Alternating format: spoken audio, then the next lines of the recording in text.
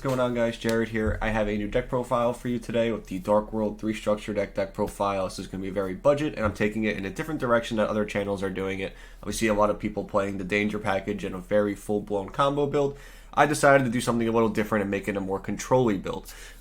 It's very weird and it's something different. I would rather do something different than just upload the same deck profile that a million other people do. So it's just a different way that you guys can play the deck if you only have access to 3 of these structure decks, and just something to take into consideration. Dark World is very fun, and it's a, like, you can play it very combo-y or you can play it control-y.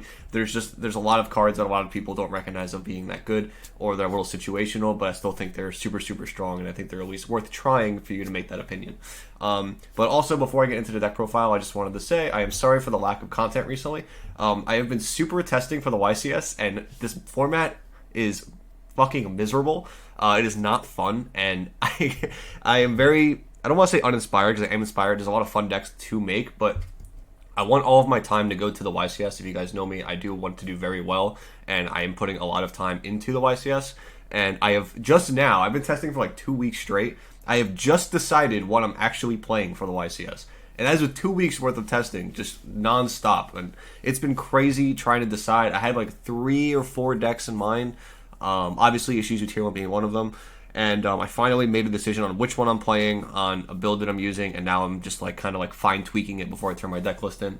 But yeah, so that's what I've been doing. And after the YCS, I probably should be able to upload more, because I won't be doing just endless grinding on DB to make my deck the way I wanted to make it. So just a little update for you guys. That's what I've been doing. Now, without further ado, here is the $30 Dark World structure deck.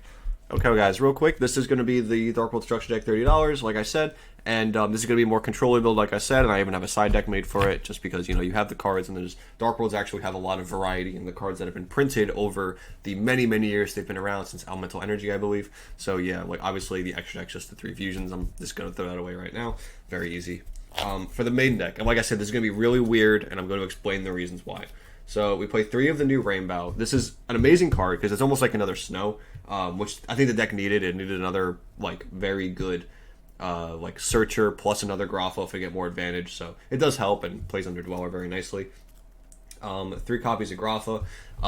Grapha you need because if you don't have Grapha, you can't make the fusion. And if you're snowing for this, I feel like it sucks, because this card is actually the worst one, in my opinion. It's so bad. I hate discarding it because it doesn't actually proactively get you anything other than destroying an opponent's card, which isn't that great right now. Like, I want to be able to extend my plays rather than, like, get rid of their stuff right now. And you'll see why in a minute, like, why this card's the worst one. But this card's so good that, like, it almost makes up for playing this, like, bad Dark World. Now, for, like, one of the best Dark Worlds that came out is Genda. This is, like, a perfect card of what they needed. And it goes in combination with Rainbow very well, because now you have a Rainbow that can search a monster that helps discard and draw as well. Being able to search gates and then being able to get a free body on the field is super, super good. And especially in a not just the structure deck build, being able to go into things like Dugara as Abyss Dweller, or link it off into, like, other cards, like Muckracker, the Underworld. Yeah, just, like, it's absolutely insane how much value this one card gets for, like, resolving properly. 3 copies of Snow. Obviously, she's still, like, the best one, being able to search anything. Alright, this is where it gets weird, and I'm going to explain to you why it gets weird.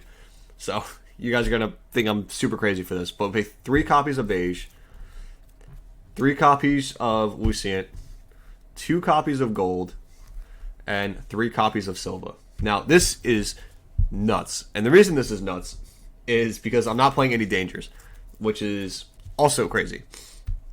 But I'm going to kind of go a little out of order from Monster Spell and Trap.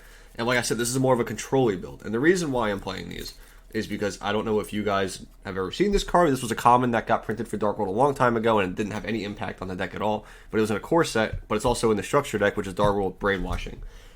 This is the strategy of the deck. And this also combos with Luciana's Rainbow as well, because Rainbow summons from deck as well.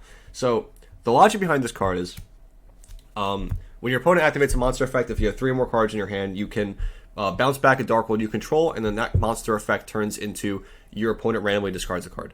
So what happens is, and this is a continuous, and it's not once per turn. So as long as you have Dark Worlds on the field, you can continuously negate their monster effects and be able to keep bouncing and changing their effects.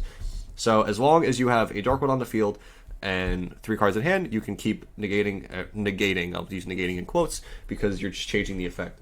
So as long as you are constantly triggering any of these, you have an unlimited amount of monsters to be able to keep negating their monsters and walking them out of the game effectively, especially in something like Tier Limit.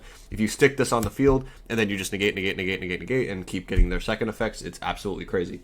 And the reason why this is good, because they all special summon additional Dark Worlds. So like they either themselves or they summon other ones. So like Rainbow summons one from deck, Luciant summons one from deck and itself, Beige summons itself, Gold summons itself, and Silva summons himself. Obviously Silva's insane because you get rid of their cards in hand too, but that is the goal of the deck, is to establish this card. I swear this card's just broken. It just needed a right like engine for it. If I was to make a build with like the full Dark World deck, there would be 2 versions. There's obviously the combo one with the dangers, and then there's also something that I would do with this. That's just something I would have to experiment with and try out. But for the structure deck build for now, this is like the engine that I wanted to use for this. Moving on for like other spells, because that was it for the monsters. Move these over here. We do play 3 of an absolutely crazy card, which is Archives, and the reason I think Archives is so good is because this is a Dark World card that actually is a plus. It's actually just Pot of Greed. When this card resolves, you discard a draw 2. So like it's a +1, and you get to trigger your Dark World. So essentially it's a +2 because all your Dark Worlds gain value when they're discarded. And then the attack boost can kind of be relevant, but the fact that you can trigger this on your turn, and then on your opponent's turn, you can use Brainwashing, or you can use like the Dark World Ascension, the Quick Play spell, to be able to trigger this is like bonkers. It's completely crazy. So you get a lot of value from this very fast. If you resolve this twice, you are like miles ahead because of how much advantage you get. So this card is like, this might be my favorite, like other than Genda, might be my favorite new card because it's like consistent like drawing and cycling. It's so nice. And then for other spells, we play 2 Ascension. This is probably the brickiest card of the deck, because if this did not require like actual Grapha, this would be so much better. But because you have to have Grapha, which is like the worst one, it makes this a lot worse. But again, it's like a necessary evil, and I think the power of this card makes up for like the power of this card and this card makes up for the weakness of Grapha, if that makes sense. So you being able to like change the effects to discard your cards, again, Silva and Gold are like absolutely crazy if you discard them with Grapha's effects. It's because you get the secondary effects of them. It's just nuts. So yeah, but like 3 of this card just bricky. You never want to see it. But the graveyard effect's really good too. Next up, I'm going to play 2 Gates, because in this build, for the $30 build, you do not have a lot of like things to just like get in the graveyard. You don't have like the Fire level 4 common. I forget his name, but he's like a good starter to have. You don't play things like Allure, so like getting an actual name in the grave is quite hard. Your best starter is actually usually Archives, Ascension, or Genda to get your plays going and rolling. And then like once you get to like a certain point where you can set Brainwashing and have like a couple of guys in hand, you're pretty like you're in there very well. And then for the last spell, I play 1 charge into Dark World.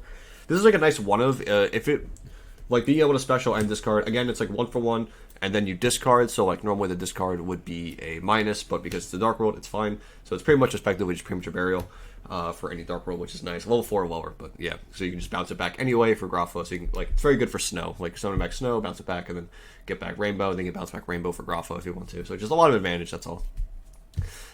Yeah, just like searchable, that's all. That's really what it's in here for. And then lastly, for the other traps, because like I said, this is a control-y build. This is not a explosive build. We do play 3 copies of Skill Drain because, you know, it's in the structure deck, and Skill Drain's like very powerful, and a lot of decks are not playing effective outs for this right now. Even Tier Limit right now is only playing, what's it called? You have 2 options to out this in Tier Limit, which is pretty much Perlino to pop it, and then you also have the 1 Heartbeat, which I don't think anybody is going to really use, because you have to draw into it essentially if Skill Drain's out. So Perlino is going to be the best out for this card for Tier Limit, but it'll still shut down a lot of plays and stop their advantage from stuff like Kit and stop Rhino Heart and all their extra deck plays. So it's definitely still really good, especially against other decks too, not just, you know, other than Tier, there's other decks.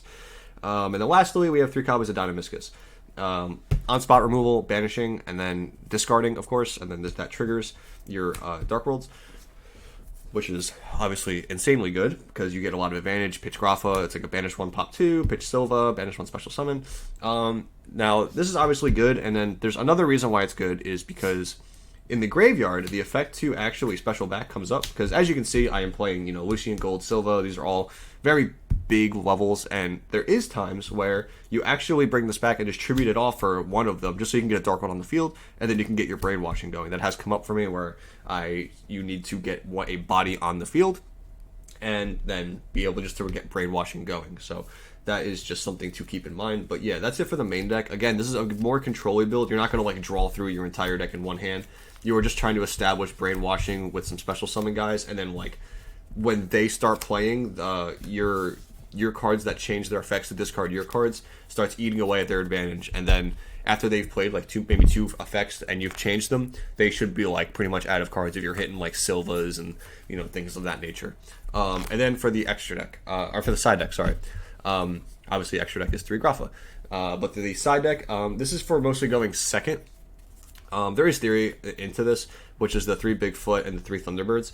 You just want the biggest things, because there is decks that just can't deal with big monsters, and you can just beat over stuff. Things like Sprite and that nature, where you can just summon big things and just hit them with it. These are really good. Obviously, they're discard outlets too, so you can side out some of the trap cards and put in stuff like these. And then for spells, I have 1 copy of Card Destruction and 3 copies of Puppetry. So the Puppetry is obviously amazing against Tier Limit, because they all require the graveyard, but it's also just kind of like a just being able to like banish anything then discard, and then you can also set it and do it on your opponent's turn to trigger your Dark Worlds on their turn. That's also really good. Graveyard effect is like okay, I'm not crazy about it. It just does come up because of gates, obviously, but it's very, very good against Tier. Obviously, that is like the main point of it. Card Destruction, on the other hand, is sided, because if you're playing against Tier or the Mirror Match, you do not want to play this card. It's just a dead card. You never want to risk it, really. You would rather have it be anything else. This is kind of more of a page out of the Dragon Ruler deck from Worlds. Like, you side it, because if you play against Spellbook, you put it in. If against the Dragon War Mirror Match, it could lose you the game, because you're giving them advantage as well as yourself. So it just makes more sense to side it rather than main it, because it's just a power card when their deck doesn't benefit from it. But if it does benefit from it, it's just awful. So yeah, that's it for that. And then for going first, you get more trap cards. You 2 copies of Dark Smog. This being a continuous really threatens Tier, because you're pretty much always saying that you are not getting 1 Tier name every turn. So being able to hit something like that, or taking away their shufflebacks, forcing them out, is really, really good. This just sitting here will get very annoying very fast. So yeah, this is just like a very frustrating card to deal with. And then lastly, for other decks, things like Sprite and stuff of that nature, we side 3 copies of Deck Devi, because this is so easy to set up. Just like with Grafa and, like the Dangers if you want to, or, Lucian, there's a million cards that can trigger this, like Silva, there's so many cards. But yeah, this is just like very good for going first against stuff like Sprite pretty much, and there's some other niche decks, but mostly like Sprite decks is what this is for. So that's going to be it for my version of a $30 structure deck, like 3 structure deck type of build. Obviously, I might do a updated one later with outside of the structure deck, because Dark Worlds is really, really fun, and as you guys know, I've been playing this game for a long time, and Dark World, like, it's so fun. Like, it's just one of those decks that you can just keep playing cards and playing cards and playing cards in the combo variant, and like stuff just happens, and it's super cool. But yeah, I don't know. I might mess around with it later after the YCS. That's my biggest thing, just for fun. But yeah, so I hope you guys enjoyed this deck. A little bit of a different take of the Dark Worlds, and like I said, I will be getting back to more like deck profiles and stuff like that in that nature after the YCS. That's just my biggest concern right now. So I hope you guys enjoyed, and I will see you guys in the next video. Bye.